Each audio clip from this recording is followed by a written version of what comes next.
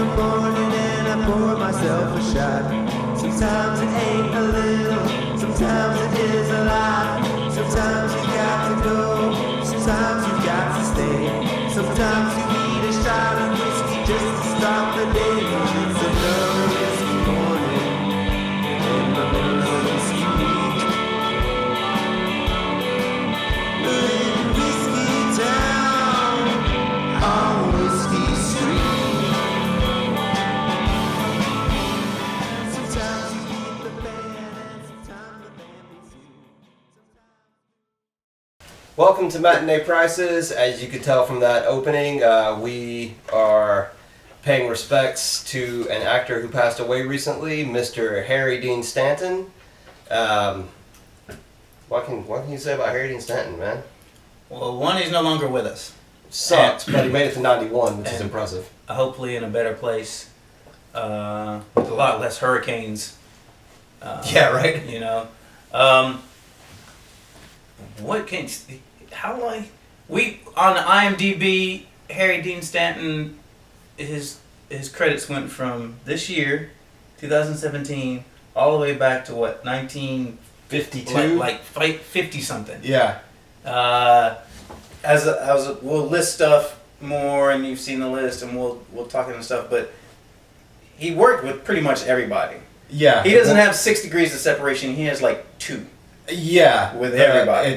He's one of those guys. Like, now we're in a little bit later, we're gonna get into more about some of the people that he worked with, and it's astonishing.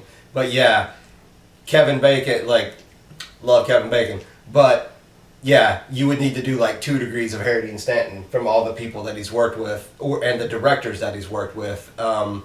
And as Huru said, he's 50s, 60s, 70s, 80s, 90s, 90s. 10s. He worked in 7 decades, like 7 decades worth of work, and he's got 2 movies that haven't even come out yet.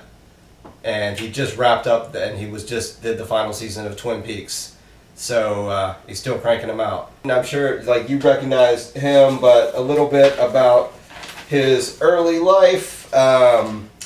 He grew up in Kentucky, son of a tobacco farmer, if I'm not mistaken, and he served in World War II.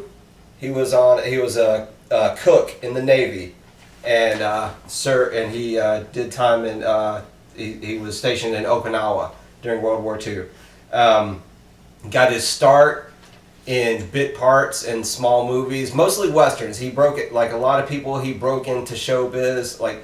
He started working in the 50s and 60s where westerns were still being made on the big screen and the small screen.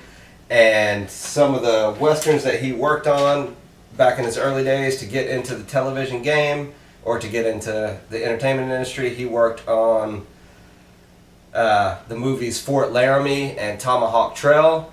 And then on the small screen, he was just the go-to actor for guest starring in Western TV shows, Bat Masterson, The Texan, Johnny Rango, Bonanza, Big Valley, Rawhide, Have Gun Will Travel. Like if there was a Western on television in the 50s and 60s, at some point Harry Dean Stanton was on it.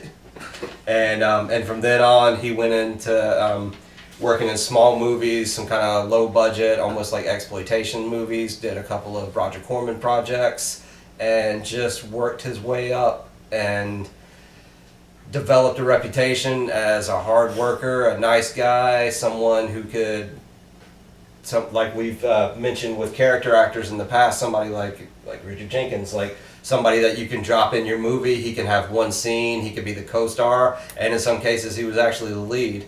But just his presence made everything that he was in that much better. So, want to get right into this. You said where he was born? Kentucky. I think Lexington, Kentucky. What did they do for him? Did they honor like him with like a play or film festival? Ah. Yeah, there's a Harry Dean Film Festival in his hometown of Kentucky for the past. I think it started in 2010 or 2011, and yes, Lexington. I don't know why I can't talk about it. Lexington, Kentucky. We're drinking. It's still early. Fire water. Yeah, Fire walk with me water. I'm only on my first glass of lynch juice. So Wow, lynch juice. Shouldn't be that bad. This episode of Matinee Prices brought to you by Lynch Juice. Lynch Juice. It's really weird juice. It's spelled with an I. That's how weird it is. Okay, so this episode we're going to mention a lot of movies that you've heard of because this guy was in a lot of great movies, a lot of big movies. So a lot of the things we're going to talk about is movies you've seen before. We're trying to throw a couple in there, a couple of more obscure things, or maybe it's something that you haven't seen in a while, or maybe something like Rango here. Maybe it's something you didn't even realize he was in. He does a voice in the Johnny Depp animated film Rango, directed by Gore Verbinski. And until I looked him up on IMDb, I didn't even know. I didn't know Gore Verbinski directed this. Yeah, the guy who did Pirates of the Caribbean. Pirates, yeah. And The Ring. Yeah. It kind of makes sense with the Depp connection. But he had never worked in animation before that I know of. This is awesome. Yeah. Rango is awesome if you haven't And seen Nickelodeon Films. Rango. They do good work. Rango. Rango. It's a good one to start with, and he has a small part as he's one of the bandits. Yeah, he's one of the bandits. Yeah. He's one of the bandit family. The water thieves. Yeah. So, alright, well, Rango. That's a good one. What year was that? Rango 2010? 2011. Okay. Great movie. I want to mention a little film called Twister. It's not the one from 1996 where Bill Paxton bitch slapped a tornado. This is, God rest his soul as well. Twister is a dark comedy that was made in 1989, directed by Michael Almereyda, who directed the Ethan Hawke version of Hamlet, and he did Nadja and a new movie with John Hamm called Marjorie Prime that will be coming out at some point soon. It was nominated for Best First Feature Film at the Independent Spirit Awards. This movie, not going to get too much into the plot because it's a weird movie, it's hard to describe. I will say if you're a fan of like the Royal Tenenbaums or Arrested Development, like just rich dysfunctional assholes, like that type of humor, it's a lot of that in Twister. It co-stars the great Crispin Glover, Susie Amos, very early performance by Dylan McDermott, and it features in a small cameo role William S. Burroughs. Who's William S. Burroughs? The writer, Oh shit. yeah.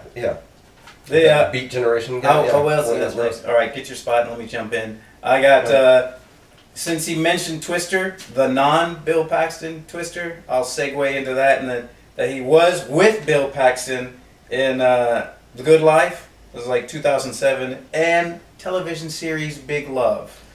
That's right. That's Bill Paxton. And that show ran for what? For like 5 or 6 years? Like 2006, 2010. Yeah. It was very popular. So I just wanted to. We mentioned Bill Paxton. We love Bill Paxton. Yeah, throw him in there. Yeah. Hopefully they're having a drink together now. Yeah. And we'll keep going. Reminiscent about Big Love. Yeah.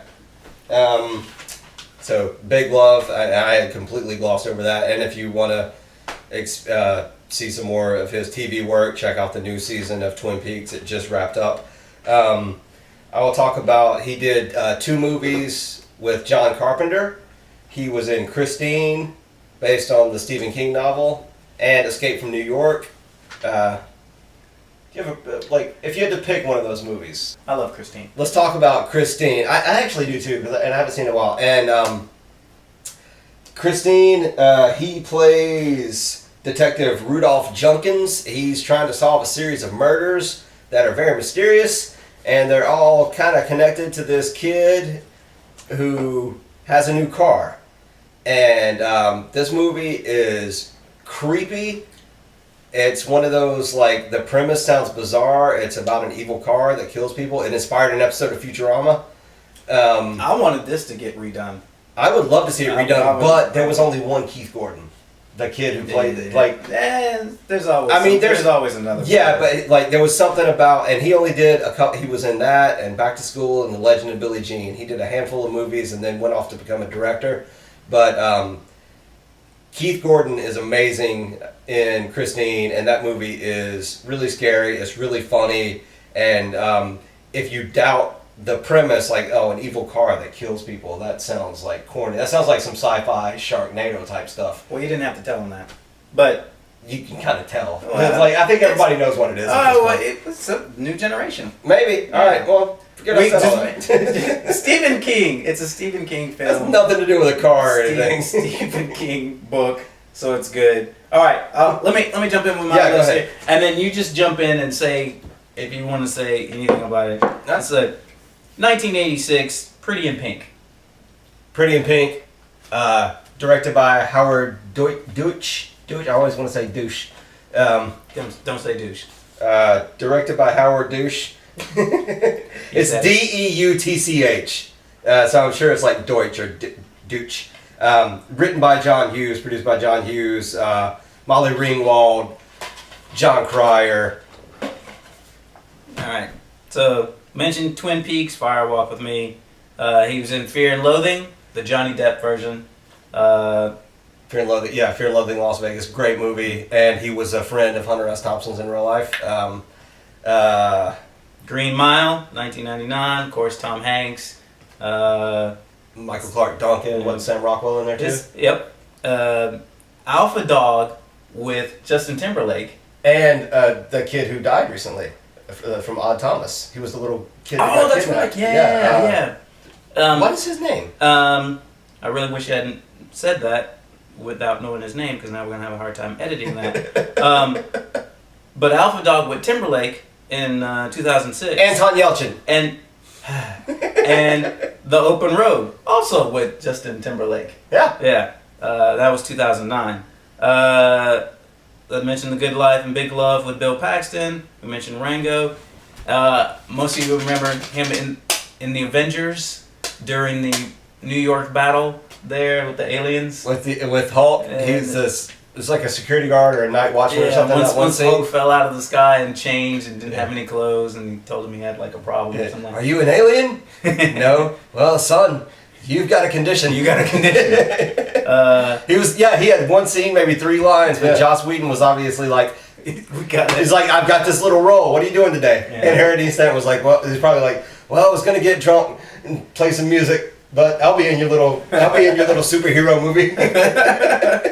And because he was that cool. Seven Psychopaths. Which, Seven Psychopaths. if we haven't talked about before, we will in the future. Yeah. Have we? Have we talked about that? No, we mentioned it in our trailer review and trailer trash where we were talking about 3 billboards. There's a new movie coming out called 3 Billboards outside of Ebbings, Montana, Missouri, one of those places. Directed by Martin McDonough, and it's the same guy who made Seven Psychopaths and the wonderful, dark, hilarious, violent film In Bruges. This is the most rambling episode of Matinee Prices really is. we have ever done. It really is, but you know what?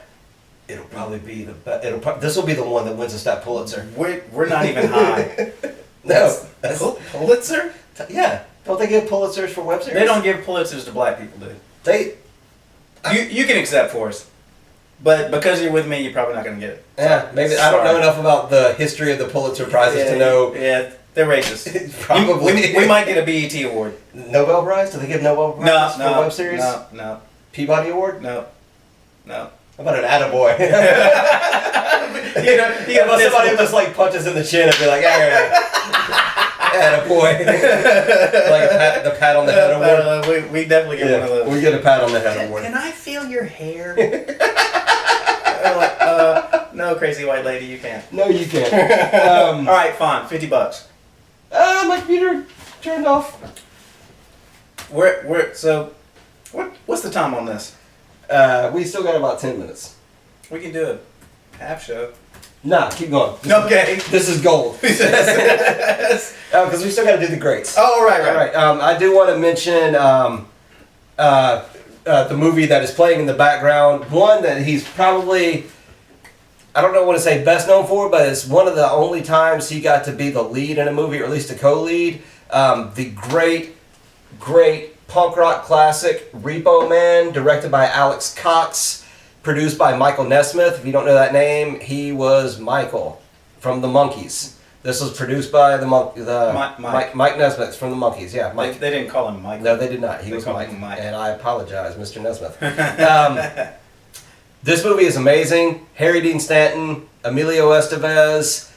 It's the ultimate punk rock movie. If aliens ever came to our planet and you needed to tell them what punk rock was, the attitude, the lifestyle, like, just show them this movie. And it's not necessarily just the music and the punks that are in the movie. It's like the whole movie has got like a punk rock edgy mentality. It's a dark comedy.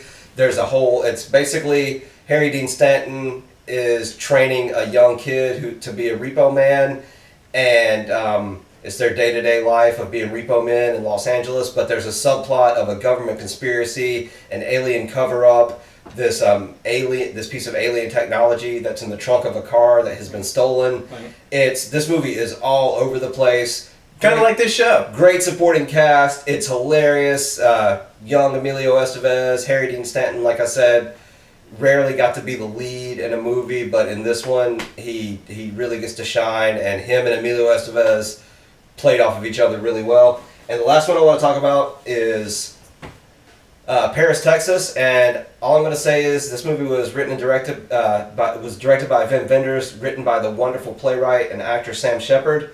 I'm just going to read a user review of this movie that perfectly sums up what this movie is. I first saw this film 15 years ago and thought about almost nothing else for at least a month. I have never seen a film before or since that presents the extremes of love, pain, and loss with such immediacy and ruthless candor. Watching this film with openness, identifying with the characters made me wince and writhe in sympathetic agony. I didn't cry. I was reminded of all the times I have wept in my life and why. Perhaps each person has a film which affects them, and this is mine. That's the perfect summation of Paris, Texas. It's a life-altering film. And if you ever want to call yourself a film geek, or if you're planning on going to film school, this movie is on a short list of movies that you'll have to know. This is on a list of movies with like The Third Man and Days of Heaven and The Searchers. This is one of those movies that they're going to assume that you've seen and can quote. So all the movie nerds out there, check out Paris, Texas. And also that's another one where Harry Dean Stanton was the star, and I feel like that's the movie that elevated him from like a bit part actor or TV actor to like a potential leading man, and it be kind of the mythos of this cool guy kind of came from that movie. That's the way I feel. So how was that for rambling? That was an excellent That was job. some good rambling. That was some good rambling. So if you're gonna be a movie geek, and you are a movie geek, you want to be in film school and all that stuff. There is. He talked about the short list, and this film was on it. I beg to differ. That list is not short. No, it's not. It's no, on it. It's on it. But that list is is not short. No. It's good news and bad news. Bad news is it's a very long list. Good news is you have plenty to choose from. Yeah. Another one of those films that would be on that list, Alien. Yeah, we're talking. No doubt. Obviously, Sigourney Weaver and Harry Dean Stanton and Yaphet Kotto And Tom Skerritt. Great movie. And Great movie. Directed by obviously Ridley frickin' Scott.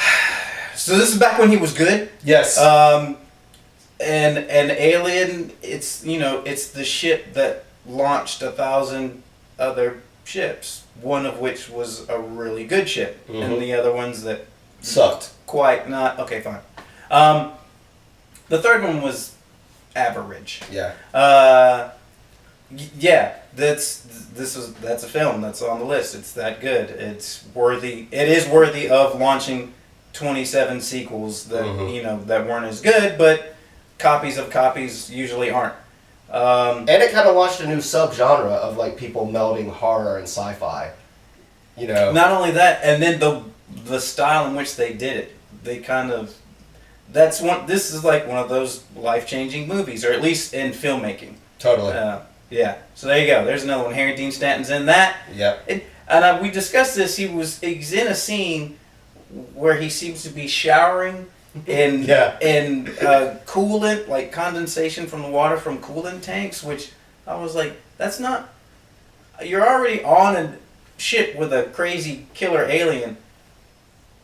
what you're doing right there might actually kill you. Yeah. It's just like drinking water coming out of a refrigerator or air conditioner or something. Yeah. It's Legionnaire's disease or something like that. You're showering in coolant. Yeah. The shit that falls in the trap and your window unit of your apartment. The alien was like, hey, I saw him too. I figured I was doing him a favor. Yeah. Yeah, so. The alien's like, I'm not gonna bite you. I don't want to catch anything. And trying to get sepsis. Sepsis. Or Wow. dysentery or some shit. That's where this show has gone. Matinee Prices, sepsis. We want to do one last segment before we get into that. I want to mention Cool Hand Luke. Cool Hand Luke. Where he played Tramp. Little guitar playing guy. And the thing is, you watch Cool Hand Luke, he was about 42, maybe 43 years old in that movie. He straight up looks like a little kid. Like he was because he was kind of a small guy, small frame, and he didn't start to look old until he started to get old. Into his 30s and 40s, he looked a lot younger than he was. So when you look back on, if you watch Cool Hand Luke, you'd be like, oh, look how young he is. Like, nah, he's like 42. But another movie on that list, by the way. Another movie on that list. Very Paul long Newman, list. George Kennedy, Dennis Hopper. I would highly recommend finding Cool Hand Luke. Good news is that movie's on the list. Bad news is I had a movie poster of Cool Hand Luke. Yeah. And I think I've left it at Staples. Yeah. And it's gone. We were gonna put the Cool Hand Luke poster behind us. Yeah, really. We no went doubt with about that. Van Halen 1984 poster because my logic is Harry Dean Stanton's probably in heaven right now and he's probably smoking a cigarette and drinking a beer. There's no logic in that. No, but sure. Shut up. That logic is sound. Yeah. Okay. Well, I can hear it. That is a sound. Before we get to greats, I want to mention a documentary called Partly Fiction, directed by Sophie Huber. It's a verite style documentary about Harry Dean Stanton. Came out in 2012. Check that out. It's just a portrait of the man. It's just interviews with him and his friends, him hanging out. Like I said, it's verite style. Really good. Check it out. And segment that we used to do a lot last year, we haven't gotten to this year, is called Greats, where we talk about 8 things about a person or a movie, but it's never 8. This time I think it's 9. But just some cool facts about Mr. Harry Dean Stanton. Fact number 1. Deborah Harry wrote a song about him, for him, called I Want That Man. He heard the song, tracked her down, and then they started dating. Harry Dean Stanton dated Deborah Harry. As Huru mentioned earlier, number 2, since 2011, his hometown of Lexington, Kentucky, has hosted a film festival in his honor called the Harry Dean Stanton Film Festival. Number 3, this one breaks my heart, but it's weirdly appropriate considering how underrated he was. Harry Dean Stanton was never so much as nominated. Not that he didn't win. Harry Dean Stanton was never even nominated for an Oscar, a Golden Globe, an Emmy, nothing. He was never nominated. Like, none of his performances were ever recognized, which is sad but weirdly appropriate because it's like just... It's because he sucked. Exactly, Yeah. which is why we're talking about He's him. horrible. Okay, this one...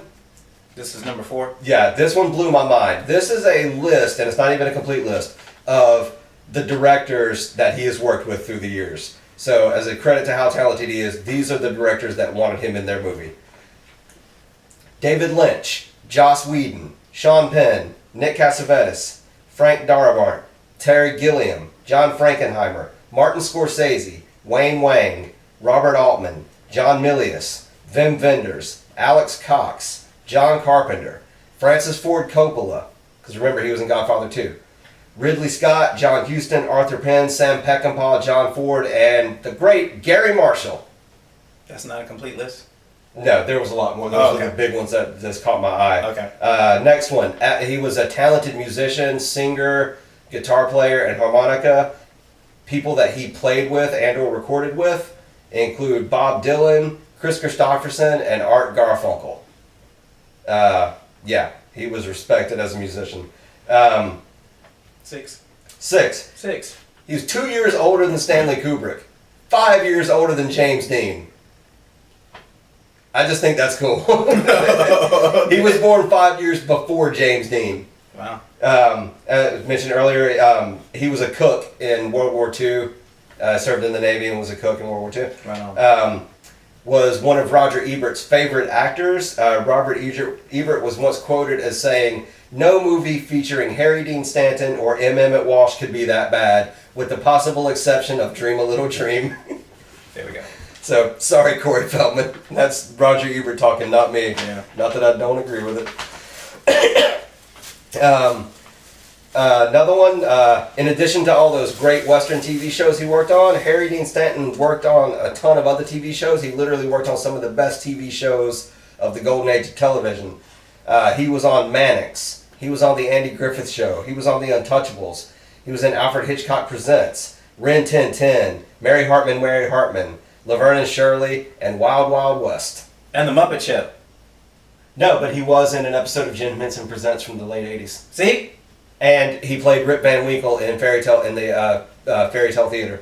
And he played Jesus on Days of Our Lives. Probably. Actually, he played Saul in The Last Temptation of Christ. So you're getting really close with all these random guesses. See?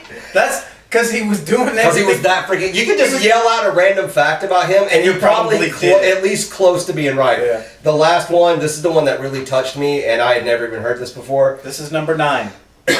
Harry Dean Stanton sang Old Danny Boy at Hunter S. Thompson's funeral.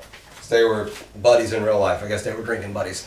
So, in honor of Harry Dean Stanton, I feel it's appropriate because if you've seen the show this season, we've been doing a segment called the Overlooked Underdog Awards, where we just give it up to underrated actors. We're giving it up to Al Leong, Brian James.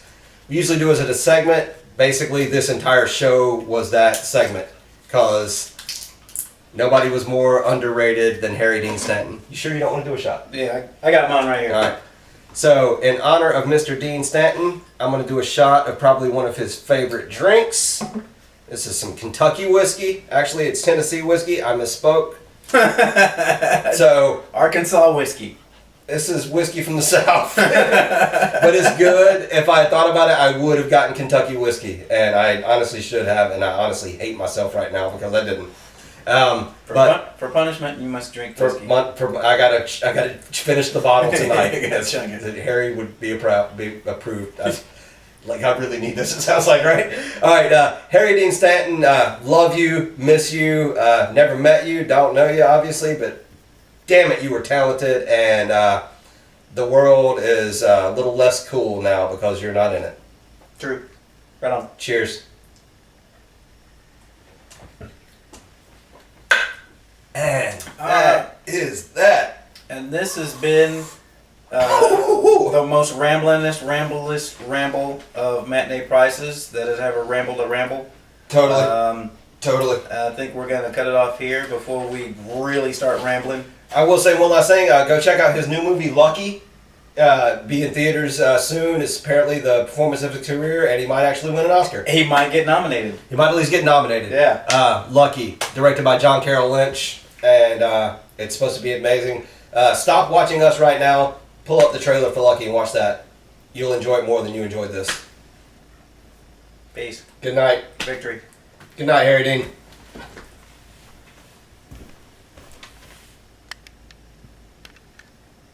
Where's the thingy? Yeah, I see you. It's the Baxter Show. It's the Baxter Show.